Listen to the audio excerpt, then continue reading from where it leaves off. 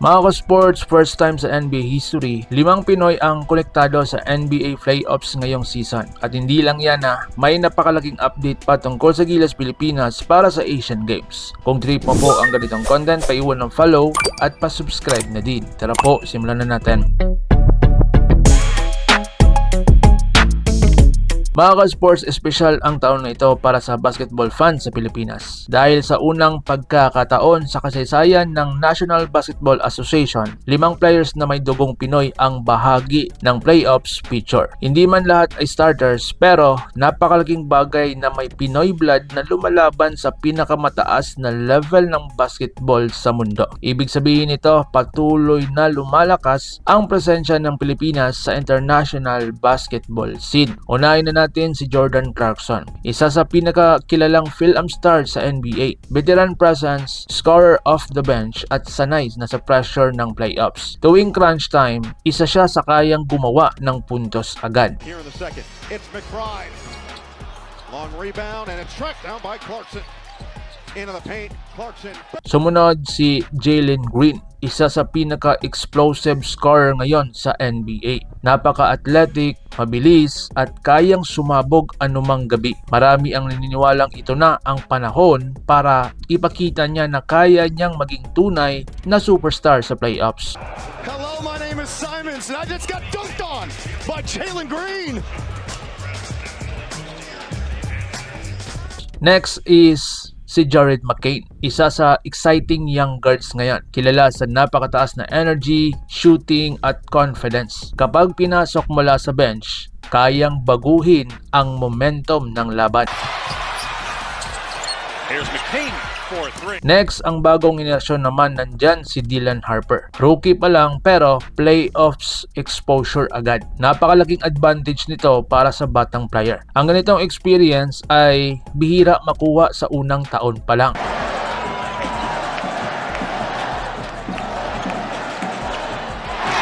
At syempre, kasama rin ang kuya niyang si Ron Harper Jr. na bahagi rin ng playoffs team. Unti-unti niyang pinapatunayan na kaya niyang manatili sa NBA level.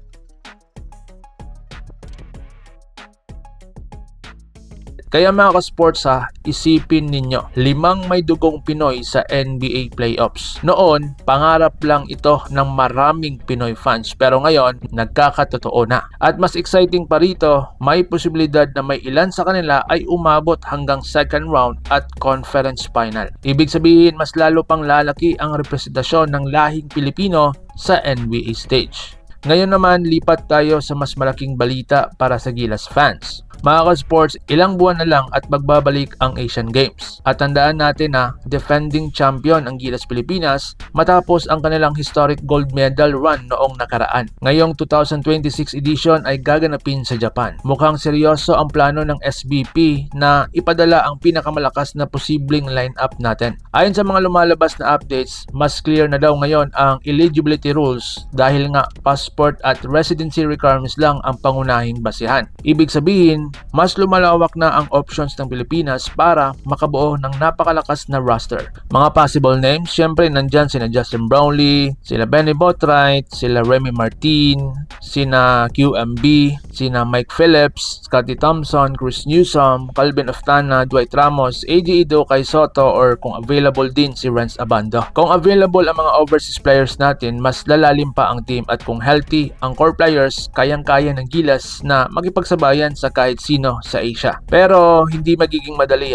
dahil ang host country ang Japan. Siguradong all out din sila. Posibleng pangunahan sila ng kanilang mga top stars. Ang China naman, siguradong gustong bumawi matapos silang matalo noong nakaraang Asian Games. Kaya kung full force ang Gilas, nako, isa na namang matinding tournament ang aasahan natin dyan. Kaya para sa napakadaming fans, isa sa pinaka-aabangang posibilidad ay makita ulit si Kai Soto na lumalaban para sa bansa kontra sa pinakamalaking center sa Asia. Kapag kumpleto ang lineup, pwede ito na ang isa sa pinakamalakas na Gilas team sa modern era. Kaya mga ka-sports, 2 tanong po para sa inyo.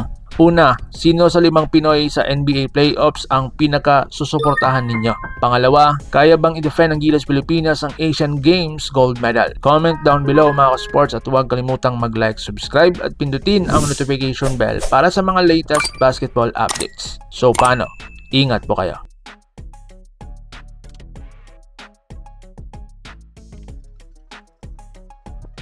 Mga ka-sports, kung hilig ninyong bumili ng mga Gilas jersey, Gilas accessories at mga gamit na pang basketball habang nanonood po kayo sa aking mga videos, kindly check this basket on this lower part ng ating video at magpa-pop up yung ating mga items sa gilid. Mga legit po yung mga items dyan and see to it po na makabili po kayo ahead of time kasi meron po yung mga discounts and mga promos depende po sa seller. And also, kunting suporta din as a content creator po. Salamat!